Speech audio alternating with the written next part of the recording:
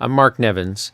In this video, we'll present the multi-drill technology of the Marc Nevins Dental Implant System through a montage of surgical implant placements. Our first case is a maxillary central incisor immediate implant placement. We can see here going from the 2mm twist drill to the number 2 multi-drill. We're drilling to place a 13mm implant. The top of the black line is at 15 millimeters at the tissue level, so the implant will be appropriately countersunk. And here we're going directly from the number 2 multi-drill to the number 4 multi-drill. The multi-drills have a highly engineered cutting capacity and are engineered to match the implant size with excellent precision. We'll see that the implant is able to go into the bone relatively easily, but establishes a high primary stability at placement depth. The hand ratchet is used to confirm the stability and continue to place the implant to the desired depth. In this case, a healing abutment is placed and then soft and hard tissue grafting using a minimally invasive technique is provided. Here's the postoperative radiograph. You can see when we look at the surgical kit that we have a highly simplified kit compared to most dental implant armamentariums. And here you can see the multi-drill technology, which allows for improved implant site preparation. This central incisor site is starting with a surgical guide and then going to the 2mm pilot drill. Again, we can see how nicely the drilling technologies cut. And here going to the number 2 multi-drill. And we can see the multi-drill's cutting capacity. Oftentimes I'll actually drill at slower speeds than my typical 600 RPMs. In here, going to the number 3 multi-drill, and we're going to be going to a depth of 13 millimeters to the bottom of the final black line there to account for the level of countersinking desired for the implant placement. Here, the final drill is going to be the number 4 multi-drill to place our 4 by 13 millimeter fixture. And here we can see that we're drilling to the full depth for where the desired placement is. The combination of the tapered implant design and the excellent self-cutting threads is going to allow for ease of placement with minimal bone compression and excellent primary stability. We can see how as the implant reaches its depth, it's going to lock in place very nicely into the alveolar structure. Just like that, and that's set at 45 Newton centimeters. Here we can see the postoperative radiograph for the central incisor implant replacement. Our next site is an immediate placement of a second bicuspid. And here again, we're seeing the preparation with the multi-drill technology. We've gone down towards the palatal wall of the socket. Here, the final preparation with the number 4 multi-drill.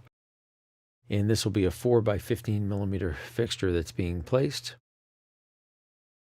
And this implant has adequate primary stability, but obviously slightly more limited because of the limited bone available with the large, long root of the bicuspid that had been present. But here we can see it still is locked in place at an adequate level of primary stability. This socket will be grafted with base bone, freeze-dry bone allograft once the implant has been placed.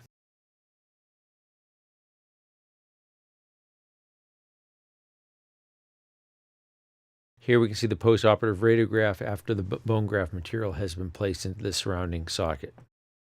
Our next case is a mandibular posterior case using a guide here to do the initial site preparation at the mandibular left second molar. A flap has been elevated before the preparations begun on the right side for the first and second molar replacement. Pilot guide is going to be used, and then we'll go to the 2mm twist drill from the surgical kit. Here, the top of the first thick black line is 10 millimeters, and then we can see the number 2 multi-drill going to the full depth as well. And this is going to be sequenced on the right side here, going by the step-by-step process, then to the number 3 multi-drill.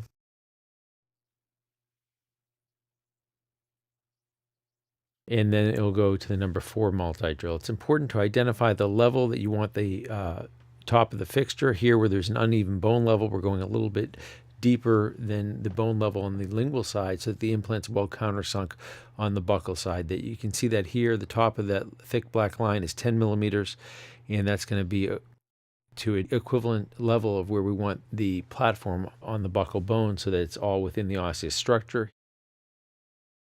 Here we can see the implant being placed, and you'll notice that the blood is attracted to the sandblasted acid-etched implant surface. And so we'll get a nice fibrin clot around the implant.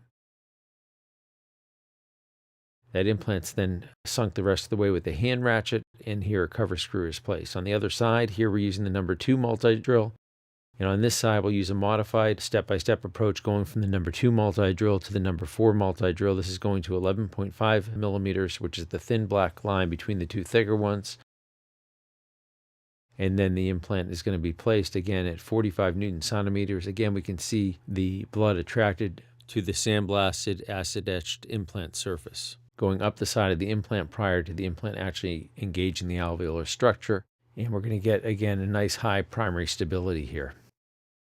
We can see the post-operative radiographs on both the right and left sides. And if we look at our drilling sequence, again, we have the options here of using a 2-drill process, first with the 2mm twist drill, then with your final multi-drill, or you can do a step-by-step process or a modification of that, however you desire. And you can see that the multi-drills are a real asset to your implant site preparation. Little Implant Company looks forward to sharing more surgical videos with you in the future.